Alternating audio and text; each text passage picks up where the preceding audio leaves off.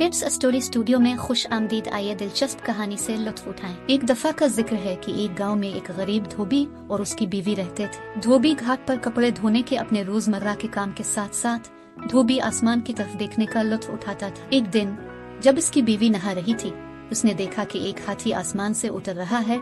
सिर्फ उतरने पर ही गायब हो गया। अगले 2 दिनों तक इसने हाथी के अजीब और गरीब रवैये का मुशाहिदा किया। असरार से पर्दा उठाने के शौकीन और बेताब धोबी ने हाथी के पीछे चलने का फैसला किया। अगले दिन धोबी और उसकी बीवी हाथी के दोबारा आसमान से उतरते हुए देखते। वो इसके पीछे पीछे चलते हुए गिने के एक सरसब्ज खेत में दाखिल हुए और इसे पेट भर कर खा गए। जैसे ही हाथी उड़ने के लिए तैयार हुआ, जूड़े ने उसकी दम पकड़ी और उसे लेकर आसमान पर चढ़ गया। वो हीरो और सोने से जगमगाता पहाड़ दरियाफ्त करके हैरान रह गए। ये नजारा किसी भूले भाले खजाने की तरह लगता था। पुरजोश होकर उन्होंने ज्यादा से ज्यादा सोना जमा करने में रात गुजारी। सुबह तक वो घर वापस चले गए, पहले से ज्यादा अमीर। उनकी नई मिली दौलत ने गाँव वालों को हैरान कर दिया, जिन्होंने धोबी से इसकी अचानक खुशहाली के बारे में बेताबी से सवाल किया। धोबी ने खजाने का राज पोशीदा रखा, लेकिन जब वो शहर से बाहर गया तो उसके पड़ोसी ने, जो कि दौलत के बारे में मुतजस्सिस था, हकीकत दरियाफ्त की और गांव वालों को इत्तला दी। अगले दिन